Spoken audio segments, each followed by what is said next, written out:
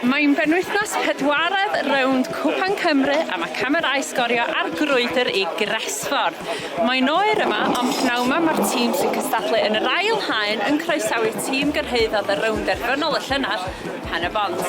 Os na sioc ar y gweill yfad, ac yn bwysig cyrchyn hynny, os na fanad yma. I actually played here 18 years ago. Did you? Yeah, for Carmarthen. And it went to penalties. The reason we didn't win in normal time was because Mark Jones didn't start me.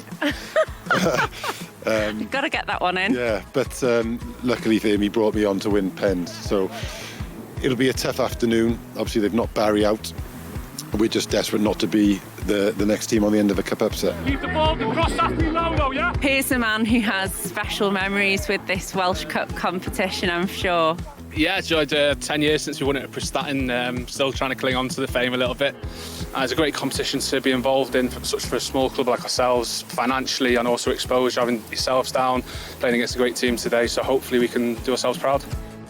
Mae pawb rili lan am y gêm. Maen nhw'n rili cyffroes gan bod Penybont yn lig uchaf nhw ni. Ond bydd ni'n rhoi gol gêm i nhw.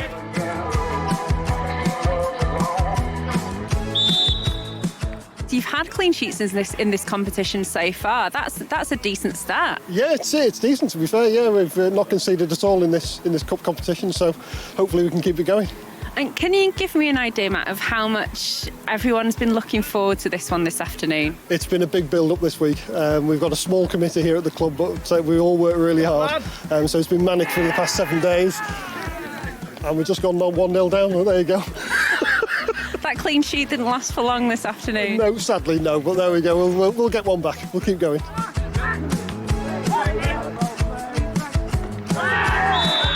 Chledwyn, pa mor ffodus ydw i o fod wedi dod o hyd i un o wyneba pwysica pêl-droed Cymru yma'n Gresford pnawn 'ma? Oh, I wish te. Na, ond rhaid mynd i weld gêm heddiw ac a ni weld hon yn gêm gyffroes, Gresford yn erbyn Pen-y-bont, so felly dyma lle da ni. A ma hi'n gyffroes nid yma?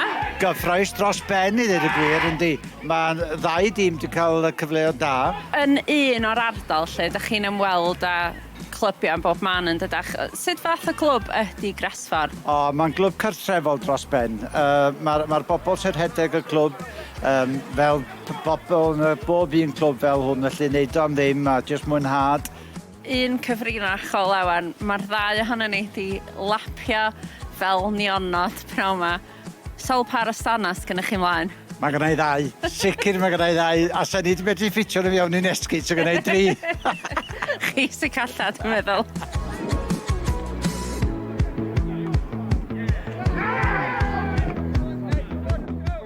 Julian, as chairman here at Gresford, how are things going this afternoon? How do you assess it?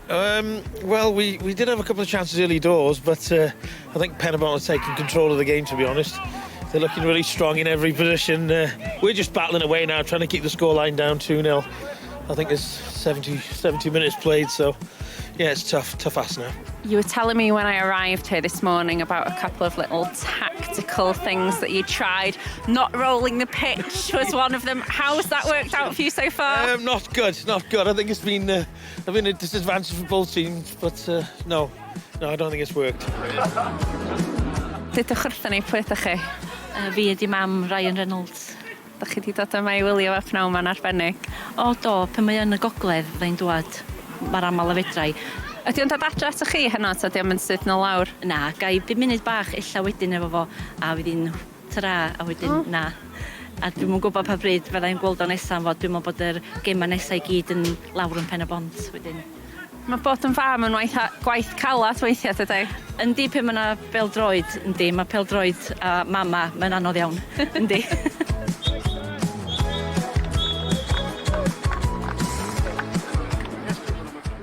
Wel, Mel, sut brofiad oedd yna?